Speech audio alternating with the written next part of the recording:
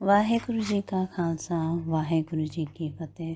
ਸੰਗਤ ਜੀ, ਆਪਾਂ ਅੱਜ ਮਹਾਨ ਸੰਤ ਮਹਾਂਪੁਰਸ਼ ਸੰਤ ਬਾਬਾ ਹਰਨਾਮ ਸਿੰਘ ਰਾਮਪੁਰ ਖੇੜੇ ਵਾਲਿਆਂ ਦਾ ਪੂਰਾ ਜੀਵਨ ਕਥਾ ਅਲੱਗ-ਅਲੱਗ ਪਾਠ 'ਚ ਕਰਾਂਗੇ। ਸੰਤ ਬਾਬਾ ਹਰਨਾਮ ਸਿੰਘ ਜੀ ਇੱਕ ਪਵਿੱਤਰ ਆਤਮਾ ਸੀਗੇ। ਇਹ ਪਰਮ ਸਮਾਨਯ ਪੂਰਨ ਬ੍ਰਹਮ ਗਿਆਨੀ ਸੀਗੇ। ਇੱਕ ਸੰਤ ਸਿਪਾਹੀ ਸੀਗੇ। ਬਾਬਾ ਜੀ ਨੇ ਜਿਗਿਆਸਿਆਂ ਨੂੰ ਸੇਵਾ ਸਿਮਰਨ ਨਾਲ ਜੋੜਿਆ। ਇੱਕ ਬੰਜਰ ਜਗ੍ਹਾ 'ਤੇ ਜਾ ਕੇ ਕਿੱਦਾਂ ਇਹਨਾਂ ਨੇ ਰਾਮਪੁਰ ਖੇੜਾ ਵਸਾਇਆ, ਕਿੱਦਾਂ ਇਹਨਾਂ ਨੇ ਅਲੱਗ-ਅਲੱਗ ਜਗ੍ਹਾ ਜਾ ਕੇ ਸੰਗਤ ਨੂੰ ਅੰਮ੍ਰਿਤਪਾਨ ਕਰਵਾਇਆ। ਹੋਰ ਵੀ ਇਹਨਾਂ ਦੇ ਜਿੰਨੇ ਵੀ ਜੀਵਨ ਦੇ ਪਹਿਲੂ ਰਹੇ, ਇਹ ਆਪ ਜੀ ਨਾਲ ਸਾਂਝੇ ਕਰਾਂਗੇ। ਇਹ ਕਥਾ ਅਲੱਗ-ਅਲੱਗ ਪਾਰਟ 'ਚ ਹੋਵੇਗੀ। ਆਪ ਸਭ ਜੀ ਇਹਨੂੰ ਸਰਵਣ ਜ਼ਰੂਰ ਕਰਨਾ। ਇਹ ਕਥਾ ਆਪਾਂ ਹਿੰਦੀ 'ਚ ਕਰਾਂਗੇ ਤਾਂ ਕਿ ਜਿੰਨੇ ਵੀ ਸਾਡੇ ਹਿੰਦੂ ਭਰਾ ਭੈਣ ਹੈ, ਇਹਨਾਂ ਨੂੰ ਵੀ ਆਹ ਕਥਾ ਆਰਾਮ ਨਾਲ ਸਮਝ ਆ ਜਾਏ ਤਾਂ ਬਾਬਾ ਜੀ ਦੇ ਜੀਵਨ ਹਰ ਇੱਕ ਤੱਕ ਪਹੁੰਚ ਸਕੇ।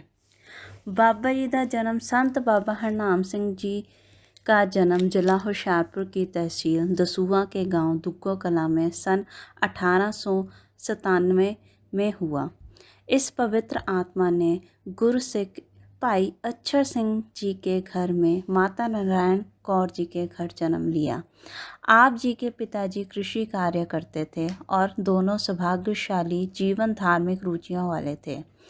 बाबा जी के 4 भाई और 2 बहनें थे। आप जी के पिताजी अत्यंत ईमानदार और परिश्रमी इंसान थे। माता जी पूरे परिवार का लालन पालन करती थी। माता जी प्रतिदिन प्रभात काल में उठकर गुरुद्वारा साहब जाती और सतगुरु जी के दर्शन लाभ करके घर आकर मूल मंत्र का जाप करते करते दूध चोती और घर के अन्य कार्य करती थी। भाई अक्षर सिंह जी गुरु घर में बहुत श्रद्धा रखते थे। नित्य प्रति खेतों की ओर जाने से पूर्व गुरु घर हाजिरी लगाते और कृषि कार्य करते। प्रत्येक संक्रांत के दिन वे घर से खाद्य पदार्थ और दूध आदि अपनी बैलगाड़ी में लादकर तथा संगतों को साथ लेकर कंगमाई गुरुद्वारा हाजिरी लगाते।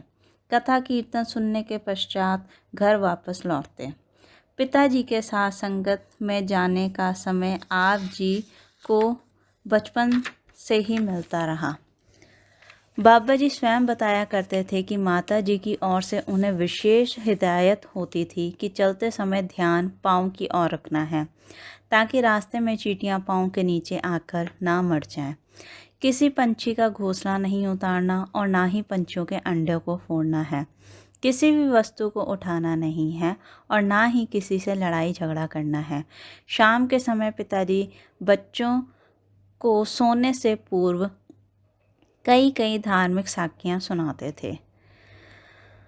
बाबा जी ही अपनी स्वेच्छा से कहते हैं कि मुझे संत बनना है और धन श्री गुरु नानक देव जी के उपदेशों को अपनाना है। पिताजी की तरफ से मिली प्रेरणा के फलस्वरूप आप मूल मंत्र का निरंतर जाप करने का प्रयत्न करते। बच्चों के साथ उठने बैठने और खेलने की रुचि आप में बहुत कम थी। कभी कभी व्यायाम करने वाले खेलों में आप अवश्य शामिल हो जाते। शरीर हष्ट पुष्ट होने की वजह से आप सदैव अपने साथियों पर भारी पड़ते। उन दिनों शिक्षा प्राप्ति के साधनों की अत्यंत कमी थी।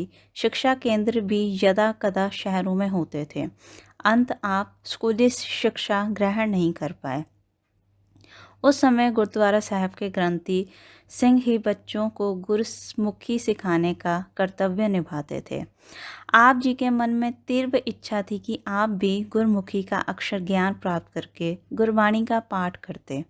अत गुरसिख ग्रंथी के पास जाकर आप जी ने गुरमुखी का अक्षर ज्ञान प्राप्त कर लिया। इस तरह आप जी ने गुरमुखी पढ़ाने और धार्मिक के अध्ययन हेतु शिक्षा प्राप्त कर ली। आप जी का विवाह पुराने रीति रिवाजों के अनुसार बाल विवाह की परंपरा होने के कारण आपके माता पिता जी ने बाबा जी का विवाह भी 8 वर्ष की अवस्था में जिले के गांव नंगल पूरे जट्टा होशियारपुर की बीबी ज्ञान कौर जी से कर दिया। आप बताते थे कि आप जी माता जी को बथेरा कहा कि माता जी, मुझे मेरा मन गृहस्थी बसाने में नहीं है, आप मेरा विवाह ना करें। परंतु माता पिता की इच्छा के आगे हमारी एक ना चली। शायद यह विवाह भी कोई पूर्व जन्म का सुयोग पूरा करने वाली बात थी।